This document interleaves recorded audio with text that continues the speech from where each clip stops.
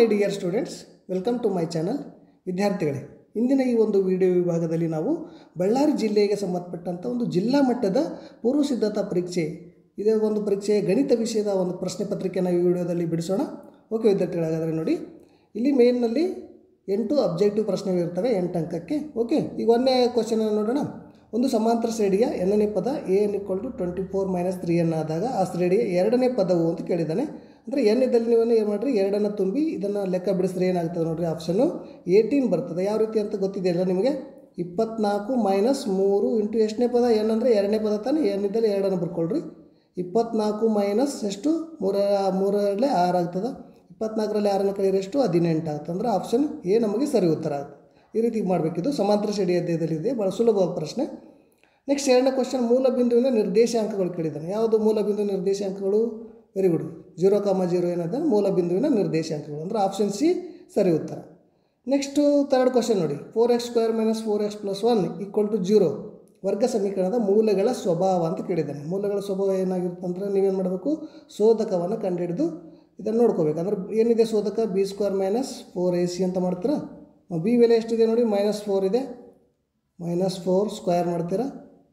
-ac ಅಂದಾಗ A ಬೆಲೆ ಎಷ್ಟು ನೋಡಿ, 4 ಇದೆ. ಸಿ ಬೆಲೆ 1 ಇದೆ. ಓಕೆ, 4 × 1 ಅಂತ ಬರ್ಕೋತೀರಿ. -4 ವರ್ಗ ಎಷ್ಟು, +16. ಇಲ್ಲಿ ಮೈನಸ್ ಇದು ಮಲ್ಟಿಪ್ಲೈ ಮಾಡಿ, 4 4 16 ಅಂದರೆ -16 ಆಯಿತು. 16ರಲ್ಲಿ 16 ಕಳೆದ್ರೆ 0 ಆಯಿತು. ಅಂದರೆ ಶೋಧಕ ಏನಾಯಿತು, 0 ಆದರೆ ಏನಾಗುತ್ತೆ, ಶೋಧಕ = b² - 4ac = 0 ಆಯಿತು. ಅಂದರೆ ಮೂಲಗಳು ವಾಸ್ತವ ಮತ್ತು ಸಮನಾಗಿರ್ತದೆ. ಅಂದರೆ ಆಪ್ಷನ್ ಎ ನಮಗೆ ಸರಿ ಉತ್ತರ ವಿದ್ಯಾರ್ಥಿಗಳು. ನೆಕ್ಸ್ಟ್ ನೀವು ಫೋರ್ತ್ ಕ್ವಶನ್ ನೋಡಿದ್ರೆ, ಕೇಂದ್ರೀಯ ಪ್ರವೃತ್ತಿಗಳ 3 ಅಳತೆಗಳ ನಡುವಿನ ಪ್ರಾಯೋಗಿಕ ಸಂಬಂಧವು ಅಂತ ಕೇಳಿದ್ದಾನೆ. ಯಾವುದು? 3 ಮಧ್ಯಾಂಕ = ಬಹುಲಕ + 2 ಸರಾಸರಿ. ಇವು ಒಂದು ಮಾಹಿತಿ ಗೊತ್ತಿರಬೇಕು ನೋಡಿ. ಅಂದರೆ ಇದು ಒಂದು ಫಾರ್ಮುಲಾ ನೆನ್ಪಿಟ್ಕೊಳ್ರಿ. 3 ಮಧ್ಯಾಂಕ = ಬಹುಲಕ + 2 ಸರಾಸರಿ ಅನ್ನುವಂಥದ್ದು ಬಿ ಸರಿ ಉತ್ತರ. ನೆಕ್ಸ್ಟು 5ನೇ ಕ್ವಶನ್ ನೋಡಿದ್ರೆ, ಕೆಳಗಿನವುಗಳಲ್ಲಿ ಯಾವುದು ಒಂದು ಘಟನೆ ಸಂಭವನೀಯತೆ ಆಗಿರಲು ಸಾಧ್ಯವಿಲ್ಲ ಅಂತ ಕೇಳಿದ್ದಾನೆ. ಆಪ್ಷನ್ ಎ 2/3 ಇದೆ, ಬಿ -1.5 ಇದೆ, ಸಿ 15% ಇದೆ, ಡಿ 0.7 ಇದೆ. ನಿಮಗೆ ಗೊತ್ತಿರಬೇಕು ವಿದ್ಯಾರ್ಥಿಗಳು, ಯಾವಾಗಲೂ ನೆಗೆಟಿವ್ನಲ್ಲಿ ಸಂಭವನೀಯತೆ ಇರಲ್ಲ. ಅಂದರೆ 0ರಿಂದ 1 ತನಕ ಇರ್ತದೆ. 0 to 1, 0ಕ್ಕಿಂತ ಚಿಕ್ಕದಿರಲ್ಲ, 1ಕ್ಕಿಂತ ದೊಡ್ಡದಿರಲ್ಲ. ಅಂದರೆ ಅಸಂಭವ ಘಟನೆ ಸಂಭವನೀಯತೆ 0 ಆದರೆ ಖಚಿತ ಘಟನೆ ಸಂಭವನೀಯತೆ ಏನಾಗಿರುತ್ತೆ, 1 ಆಗಿರುತ್ತೆ. ಹಾಗಾಗಿ 0 ಮತ್ತು 1ರ ನಡುವೆ ಇರ್ತದೆ. 0ಗಿಂತ ಕಡಿಮೆ ಯಾವುದಾದ್ರು -1.5 ಇದೆ ನೋಡಿ, ಇದು ಆಗಿರಲು ಸಾಧ್ಯ ಇಲ್ಲ. ಹಾಗಾಗಿ ಬಿ ಆಪ್ಷನ್ ಬಿ ನಮಗೆ ಸರಿ ಉತ್ತರ ಆಗ್ತದೆ. ಓಕೆ, ನೆಕ್ಸ್ಟ್ 6th ಕ್ವಶನ್, ನೇರ ವೃತ್ತಪಾದ ಶಂಕುವಿನ ಪಾರ್ಶ್ವ ಮೇಲ್ಮೈ ವಿಸ್ತೀರ್ಣವು ಯಾವುದು? ಸೂತ್ರ πr_l ಇದೆ ನೋಡಿ, ಆಪ್ಷನ್ ಎ ಸರಿ ಉತ್ತರ. ನೆಕ್ಸ್ಟ್ 7th ಕ್ವಶನ್ ನೋಡಿ, p(x) = x² - 3x + 4x³ - 6 ಬಹುಪದೋಕ್ತಿಯ ಮಹತ್ತಮ ಘಾತ ಅಥವಾ ಡಿಗ್ರಿ ಅಂತ ಕೇಳಿದ್ದಾನೆ. ಓಕೆ, ಯಾವುದು ಡಿಗ್ರಿಲಿ ಚರಾಕ್ಷರದ ಗರಿಷ್ಠ ಘಾತ ಯಾವುದು ನೋಡಿ, 3 ಇದೆ. ಗರಿಷ್ಠ ಘಾತ 3 ಇದೆಯಲ್ಲ, ಅಂದರೆ ನಮಗೆ ಡಿಗ್ರಿ ಎಷ್ಟಾಗಿರ್ಬೇಕು, 3. ಎಲ್ಲಿದೆ? ಆಪ್ಷನ್ ಸಿ ಇದೆ ನೋಡಿ. ಗರಿಷ್ಠ ಘಾತ 3, ಅದರ ಡಿಗ್ರಿ ಎಷ್ಟಾಗಿರ್ತದೆ, 3 ಇರ್ತದೆ ನೋಡಿ. ಬಹುಪದೋಕ್ತಿ ಅಧ್ಯಾಯದಿಂದ ಭಾಳ ಸುಲಭವಾಗಿ 1 ಅಂಕದ ಪ್ರಶ್ನೆ ಭಾಳ ಸುಲಭವಾಗಿರ್ತದೆ ವಿದ್ಯಾರ್ಥಿಗಳು. ನೀವೇನು ಲೆಕ್ಕ ಮಾಡುವ ಅವಶ್ಯಕತೆ ಇರಲ್ಲ, ಅದನ್ನು ನೋಡಿ ಬರೀಬೇಕಷ್ಟೇ. ನೆಕ್ಸ್ಟ್ 8th ಕ್ವಶನ್, ತ್ರಿಭುಜ ABC ಸಮರೂಪ ತ್ರಿಭುಜ PQR ಆಗಿದ್ದು ಅನುರೂಪ ಬಾಹುಗಳಾದ AB 3 ಸೆಂಟಿಮೀಟ್ರ್, PQ 6 ಸೆಂಟಿಮೀಟ್ರ್ ಆಗಿದೆ. ಆ ಬಾಹುಗಳ ಅನುಪಾತ ಕೇಳಿದ್ದಾನೆ. ಅಂದರೆ AB/PQ ಮಾಡಿದ್ರೆ ಏನಾಗ್ತದೆ ನೋಡಿರಿ, AB/PQ ಮಾಡಿದ್ರೆ 3/6 ಇದೆ.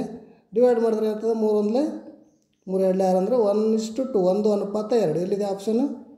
ಆಪ್ಷನ್ ಎ ನೋಡಿ, ಸರಿ ಉತ್ತರ ನಮಗೆ 1:2. ಈ ರೀತಿ ಬಿಡಿಸ್ಬೇಕಿದು. ಒಟ್ಟು 8 ಪ್ರಶ್ನೆಗಳು ಅಬ್ಜೆಕ್ಟಿವ್ ಇರ್ತವೆ ವಿದ್ಯಾರ್ಥಿಗಳು ಇದರಲ್ಲಿ. ನೆಕ್ಸ್ಟ್ ನೋಡಿದ್ರೆ 1 ಅಂಕದ ಮತ್ತು 8 ಪ್ರಶ್ನೆಗಳು ಸಹ ಇರ್ತವೆ. ಅವುಗಳನ್ನು ಬಿಡಿಸೋಣ ಈಗ. ಓಕೆ ನೋಡಿ, ಕ್ವಶನ್ ಏನಿದೆ, ಒಂದು ಸಮಾಂತರ ಶ್ರೇಣಿಯ ಮೊದಲ ಪದ ಎ ಮತ್ತು ಕೊನೆಯ ಪದ an ಆದಾಗ ಆ ಸಮಾಂತರ ಶ್ರೇಣಿಯ ಮೊದಲ n ಪದಗಳವರೆಗಿನ ಮೊತ್ತವನ್ನು ಕಂಡುಹಿಡಿಯುವ ಸೂತ್ರ ಬರೆಯಿರಿ ಅಂತ ಹೇಳಿದೆ. ಮೊದಲ ಪದ ಎ, ಕೊನೆಯ ಪದ an ಆದಾಗ ಮೊತ್ತ ಕಂಡುಹಿಡಿಯುವಂಥ ಸೂತ್ರ ಯಾವುದು? ನಿಮಗೆ ಗೊತ್ತಿದೆಯಲ್ಲ, SN = ಯಾವುದಿದೆ ಹೇಳಿ, n/2 ಬ್ರ್ಯಾಕೆಟ್ a + an ಇದೆ ನೋಡಿ. ಮೊದಲ ಪದ ಮತ್ತು ಕೊನೆಯ ಪದ ಗೊತ್ತಿದ್ದಾಗ a + an ಅಥವಾ an = l ಅಂತಲೂ ಬರೀಬೋದು ವಿದ್ಯಾರ್ಥಿಗಳು. ಓಕೆ, ನೆಕ್ಸ್ಟ್ 10th ಕ್ವಶನ್, ಒಂದು ನಿರ್ದಿಷ್ಟ ದಿನದಂದು ಮಳೆ ಬರುವ ಸಂಭವನೀಯತೆಯು 0.75 ಆದರೆ ಅದೇ ದಿನದಂದು ಮಳೆ ಬರದಿರುವ ಸಂಭವನೀಯತೆಯನ್ನು ಕಂಡುಹಿಡಿಯಿರಿ ಅಂತ ಹೇಳಿದ್ದಾರೆ. ಬರುವ ಮತ್ತು ಬರದಿರುವ ಎರಡು ಪೂರಕ ಘಟನೆಗಳಾಗಿ ಒಂದು ಸೂತ್ರ ಇದೆ ನೋಡಿ, P(e) + P(e)ಬಾರ್. ಮಳೆ ಬರಲಾರ್ದ ಅಂತ ಘಟನೆ ಇದು ಎಷ್ಟಾಗ್ತದೆ, 1 ಆಗ್ತದೆ. 2 ಘಟನೆಗಳ ಮೊತ್ತ 1 ಆಗಿದ್ದರೆ P(e) ಸಂಭವನೀಯತೆಯನ್ನು ಬರುವಂಥ ಸದಸ್ಯತೆ 0.75 ಹಾಕ್ರಿ, ಪ್ಲಸ್ P(e)ಬಾರ್ ಬೆಲೆಯನ್ನು ನೀವು ಇಲ್ಲಿ ಕಂಡುಹಿಡಿಬೇಕಾಗ್ತದೆ. ಓಕೆ, = 1 ಅಂದರೆ P(e)ಬಾರ್ನಲ್ಲಿ ಒಂದರಲ್ಲಿ ಮೈನಸ್ 0.75 ಮಾಡ್ಬೇಕು, ಹೌದಾ?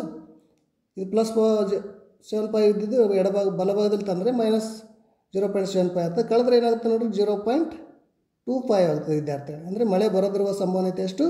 0.25. ಓಕೆ, ಈ ರೀತಿ ಇದನ್ನು ಬಿಡಿಸ್ಬೇಕು ನೀವು.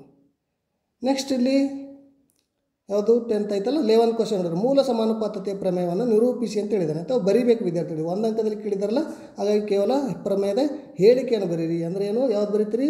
ತ್ರಿಭುಜದ ಎರಡು ಬಾಹುಗಳನ್ನು ಎರಡು ಭಿನ್ನ ಬಿಂದುಗಳಲ್ಲಿ ಛೇದಿಸುವಂತೆ ಒಂದು ಬಾವು ಎಳೆದ ಸಮಾಂತರ ಸರಳ ರೇಖೆಯು ಉಳಿದೆರಡು ಬಾಹುಗಳನ್ನು ಸಮಾನುಪಾತದಲ್ಲಿ ವಿಭಾಗಿಸುತ್ತದೆ ಅಂತ ಇದನ್ನು ಇಲ್ಲಿ ಬರೀಬೇಕು ನೀವು. ಓಕೆ, ಬರೀ ಹೇಳಿಕೆ ಮಾತ್ರ ಬರೀರಿ. ನೆಕ್ಸ್ಟ್ 12 ಕ್ವಶನ್ ನೋಡೋಣ. P of X equal to X square minus 3 ಬಹುಪದೋಕ್ತಿ ಶೂನ್ಯತೆಗಳನ್ನು ಕಂಡುಹಿಡಿಯಿರಿ ಅಂತ ಹೇಳಿದ್ದಾರೆ. ಬಹುಪದೋಕ್ತಿ ಶೂನ್ಯತೆಗಳನ್ನು ನೀವು ಇಲ್ಲಿ ವಿದ್ಯಾರ್ಥಿಗಳು ಎರಡು ವಿಧಾನದಲ್ಲಿ ಕಂಡುಹಿಡಿಬೋದು. ನಾನು ನೇರವಾಗಿ ನಿಮಗೆ ಹೇಳ್ಕೊಡ್ತೀನಿ ನೋಡಿರಿ. ಹಾಗಂತ ಎಕ್ಸ್ ಸ್ಕ್ವೇರ್ ಮೈನಸ್ 3 ಇದೆಯಲ್ಲ, ಈಕ್ವಲ್ ಟು ಏನು ಮಾಡಿರಿ, ಶೂನ್ಯತೆ ಕಂಡುಹಿಡಿಬೇಕಾ, 0 ಸಮ ಮಾಡ್ಕೊಳ್ಳೋಣ. ಈಗ ಎಕ್ಸ್ನ ಬೆಲೆ ಕಂಡುಹಿಡೋಣ. ಅಂದರೆ ಎಕ್ಸ್ ಸ್ಕ್ವೇರ್ ಈಕ್ವಲ್ ಟು ಏನಾಗ್ತದೆ, -3 ಬಲಭಾಗದಲ್ಲಿ ಬಂದರೆ +3 ಆಯಿತು.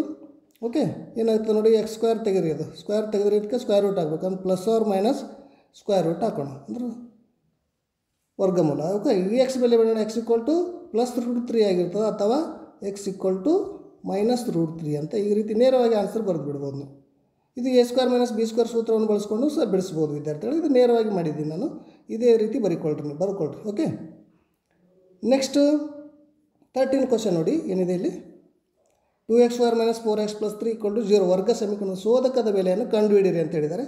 ಶೋಧಕ ಯಾವುದು ಹೇಳಿ, ನಿಮ್ಗೆ ಗೊತ್ತಿರುವಂಥದ್ದೇ b² - 4ac ಯಾವತ್ತಾನೆ ಇದು. b² - 4ac ಅನ್ನೋದು ಶೋಧಕವನ್ನು ಕಂಡುಹಿಡಿಯಬೇಕು. ಬಿ ಬೆಲೆ ಎಷ್ಟು ನೋಡಿ, -4 ಇದೆ, ಎ ಎಷ್ಟು 2, ಸಿ 3, ಇವು ಬೆಲೆ ಗೊತ್ತಿರಬೇಕು. ಬಿ ಬೆಲೆದು ಹಾಕ್ರಿ -4 ಸ್ಕ್ವೇರ್ ಬರೀರಿ, -4 × ಎ ವ್ಯಾಲ್ಯೂ ಎಷ್ಟಿದೆ 2 × ಸಿ ವ್ಯಾಲ್ಯೂ ಎಷ್ಟಿದೆ 3 ಇದೆ. ಓಕೆ, ಈಗ -4ರ ವರ್ಗ ಎಷ್ಟು ನೋಡಿ 16, ಮೈನಸ್ ಹಾಕ್ರಿ, 4 × 8 8 3 24, 16ರಲ್ಲಿ 24ನ ಕಳೀರಿ, ಎಷ್ಟು ಬರ್ತದೆ ನೋಡಿ, ಎಷ್ಟಾಗ್ತದೆ ವಿದ್ಯಾರ್ಥಿ, -8. ಓಕೆ, ಅಂದರೆ ಶೋಧಕ ಎಷ್ಟು -8 ಆಗ್ತದೆ. ಮೂಲಗಳ ಸ್ವಭಾವನ ಅವಶ್ಯಕತೆ ಇಲ್ಲ, ಬರೆಯುವಂಥ ಅವಶ್ಯಕತೆ ಇಲ್ಲ, ಕೇವಲ -8 ಅಂತ ಬರೀಬೇಕು. ನೆಕ್ಸ್ಟ್ 14ನೇ ಕ್ವಶನ್ ನೋಡಿರಿ. ನೀರನ್ನು ಸಂಗ್ರಹಿಸುವ ಪ್ಲಾಸ್ಟಿಕ್ ಡ್ರಮ್ ಒಂದು ಸಿಲಿಂಡರ್ ಆಕಾರದಲ್ಲಿದ್ದು ಅದರ ಘನಫಲವು 4000 ಘನ ಸೆಂಟಿಮೀಟರ್ ಮತ್ತು ಅದರ ಎತ್ತರ 1 ಮೀಟರ್ ಆಗಿದೆ. ಆ ಪ್ಲಾಸ್ಟಿಕ್ ಡ್ರಮ್ಮಿಗೆ ಒಂದು ಮುಚ್ಚಳವನ್ನು ತಯಾರಿಸಬೇಕಾಗಿದ್ದು ಆ ಮುಚ್ಚಳದ ವಿಸ್ತೀರ್ಣವನ್ನು ಕಂಡುಹಿಡಿಯಿರಿ ಅಂತ ಹೇಳಿದ್ದಾನೆ. ಓಕೆ, ಇದು ಸಿಲಿಂಡರ್ ಆಕಾರದಲ್ಲಿ ಡ್ರಮ್ ಇರುತ್ತಲ್ಲ, ಆ ಡ್ರಮ್ಮಿನ ಮುಚ್ಚಳ ತಯಾರಿಸಬೇಕಾಗಿದೆ. ಯಾವುದು ವೃತ್ತಾಕಾರದ ಮುಚ್ಚಳ ಇರುತ್ತಲ್ಲ, ಇದು ತಯಾರಿಸಬೇಕಾಗಿದೆ. ಹಾಗಾಗಿ ಇದರ ವಿಸ್ತೀರ್ಣ ಎಷ್ಟು ಅಂತ ಕೇಳಿದ್ದಾರೆ. ಇದನ್ನು ಯಾವ ರೀತಿ ಇದನ್ನು ಬಿಡಿಸ್ಬೇಕಂತ ನೋಡೋಣ.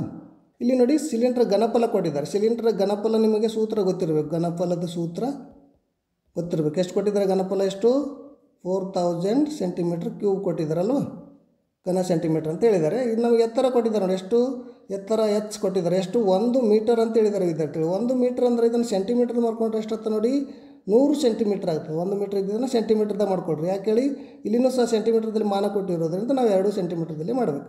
ಈ ಘನಫಲ ಸೂತ್ರ ಗೊತ್ತಿದೆ, ಯಾವುದು 5r² h ಅಂತಿದೆ. ಓಕೆ, 4000 ಸ್ಕ್ವೇರ್ ಯಾವುದು ಕ್ಯೂಬಿಕ್ ಮೀಟರ್ ಇದೆ. ಓಕೆ, ನಮಗೆ πr² ಸೂತ್ರ ಗೊತ್ತೇನು. πr² ಅಂದ್ರೆ ಏನು, ವೃತ್ತದ ವಿಸ್ತೀರ್ಣ ಆಗೋದಿಲ್ಲ. ವೃತ್ತದ ವಿಸ್ತೀರ್ಣ ಸೂತ್ರ ಏನದ, πr² ಇದೆ ನೋಡಿ. ಅಂದರೆ πr² ಮಾತ್ರ ಕಂಡುಹಿಡಿಯೋಣ ನಾವು. ಓಕೆ ವಿದ್ಯಾರ್ಥಿಗಳು, πr² ಹಾಗೆ ಬರ್ಕೊಳ್ರಿ. ಇಂಟು h ಅಂದರೆ ಎಷ್ಟಿದೆ ನೋಡಿ, 100 ಹಾಕ್ಕೊಳ್ರಿ, = 4000. ಓಕೆ, ಈ πr² ಬೇಕಾಗಿದ್ದಲ್ಲ ನಮಗೆ. πr² = 4000 ಡಿವೈಡೆಡ್ ಬೈ 100 ಮಾಡ್ಕೊಳ್ಳೋಣ. 200 ಕೆಟ್ಟ ಅಂದರೆ ಎಷ್ಟಾಯಿತು, 48 ನೋಡಿ, 40 cm². ಅಂದರೆ ಈ ಮೇಲಿನ ಮುಚ್ಚಳದ ವಿಸ್ತೀರ್ಣ ಏನು ಬೇಕು, ವೃತ್ತಾಕಾರದ ವಿಸ್ತೀರ್ಣ 40 cm² ಆಗ್ತದೆ. ಓಕೆ, ಈ ರೀತಿ ಇದನ್ನು ಬಿಡಿಸಬೇಕು. ನೆಕ್ಸ್ಟ್ 15th ಕ್ವಶನ್ ನೋಡಿದ್ರೆ, sin 90° + cos 90° ಬೆಲೆ ಎಷ್ಟು ಅಂತ ಕೇಳಿದ್ದಾರೆ. sin 90° ಬೆಲೆ ಎಷ್ಟು, 1 + cos 90° ಬೆಲೆ ಏನಾಗ್ತದೆ 0 ಆಗುತ್ತದೆ. ಅವೆರಡನ್ನು ಕೂಡಿಸಿದ್ರೆ ಎಷ್ಟು, 1 ಬರ್ತದೆ. ಓಕೆ, ಈಗ ನೆಕ್ಸ್ಟ್ 16ನೇ ಕ್ವಶನ್ ನೋಡಿದ್ರೆ, 2 ರೇಖಾತ್ಮಕ ಸಮೀಕರಣಗಳ ಜೋಡಿಗೆ ಪರಿಹಾರ ಇರುವುದಿಲ್ಲ, ಅಂದರೆ ಅಸ್ಥಿರವಾಗಿದ್ದರೆ ಆ ಸಮೀಕರಣವನ್ನು ಪ್ರತಿನಿಧಿಸುವ ರೇಖೆಗಳು ಎಂಥ ರೇಖೆಗಳಾಗಿರ್ತವೆ ಎಂದು ಬರೆಯಿರಿ ಅಂತ ಹೇಳಿದೆ. 2 ರೇಖಾತ್ಮಕ ಸಮೀಕರಣ ಜೋಡಿಗೆ ಪರಿಹಾರ ಇರೋದಿಲ್ಲ. ಪರಿಹಾರ ಇಲ್ಲಾಂದ್ರೆ ಆ ಸಮೀಕರಣಗಳು ಯಾವ ರೀತಿ ಇರ್ತಾವೆ, ರೇಖೆಗಳಂದ್ರೆ ಸಮಾಂತರ ರೇಖೆಗಳಾಗಿರ್ತವೆ ನೋಡಿ, ಈ ರೀತಿ ಸಮಾಂತರ ರೇಖೆಗಳು. ಹಾಗಾಗಿ ನೀವು ಇಲ್ಲಿ ಬರೀರಿ ಸಮಾಂತರ ರೇಖೆಗಳು ಅಂತ ಬರೀಬೇಕು ವಿದ್ಯಾರ್ಥಿಗಳು. ಸಮಾಂತರ ರೇಖೆಗಳಿದ್ದರೆ ಮಾತ್ರ ಓಕೆ, ನಾವು ಯಾವುದೇ ರೀತಿ ಪರಿಹಾರ ಇರೋದಿಲ್ಲ. ಇಷ್ಟು ಬರೆದ್ರೆ 1 ಅಂಕ ನೋಡಿ. ಓಕೆ, ಇಷ್ಟು ಏನು, ಇದು 1 ಅಂಕದ 16 ಪ್ರಶ್ನೆಗಳಿಗೆ ನಾವು ಉತ್ತರಗಳನ್ನು ನೋಡಿದ್ವಿ ಅಲ್ವಾ. ಈಗ ಇದರಲ್ಲಿ ಯಾವುದು ಥರ್ಡ್ ಮೇನ್ ಕ್ವಶನಲ್ಲಿ 2 ಅಂಕದ ಪ್ರಶ್ನೆಗಳಿರ್ತವೆ. ಅವು ಸಹ 8 ಅಂಕಕ್ಕೆ 8 ಪ್ರಶ್ನೆಗಳಿರ್ತವೆ, 2 ಅಂಕಕ್ಕೆ ಒಟ್ಟು 16 ಅಂಕ ಇರ್ತವೆ ವಿದ್ಯಾರ್ಥಿಗಳು. ಇವು ಭಾಳ ಸುಲಭವಾದ ಪ್ರಶ್ನೆಗಳಿರ್ತವೆ. ಇವುಗಳನ್ನು ನೋಡ್ಕೊಳ್ರಿ, ನೀವು ಬಿಡಿಸೋಕ್ಕೆ ಪ್ರಯತ್ನ ಮಾಡಿರಿ. ನಾನು ಮುಂದಿನ ವಿಡಿಯೋ ವಿಭಾಗದಲ್ಲಿ ನಿಮಗೆ ಈ ಎಲ್ಲ ಪ್ರಶ್ನೆಗಳು ಯಾವ ರೀತಿ ಉತ್ತರ ಬಿಡಿಸಬೇಕು ಅನ್ನೋದನ್ನು ಹೇಳ್ಕೊಡ್ತೀನಿ ಅಂತ. ಓಕೆ, ಇಲ್ಲಿವರೆಗೂ ವಿಡಿಯೋವನ್ನು ವೀಕ್ಷಿಸಿದ್ರಿ. ತಮಗೆಲ್ಲ ಆತ್ಮೀಯವಾದ ಧನ್ಯವಾದಗಳು.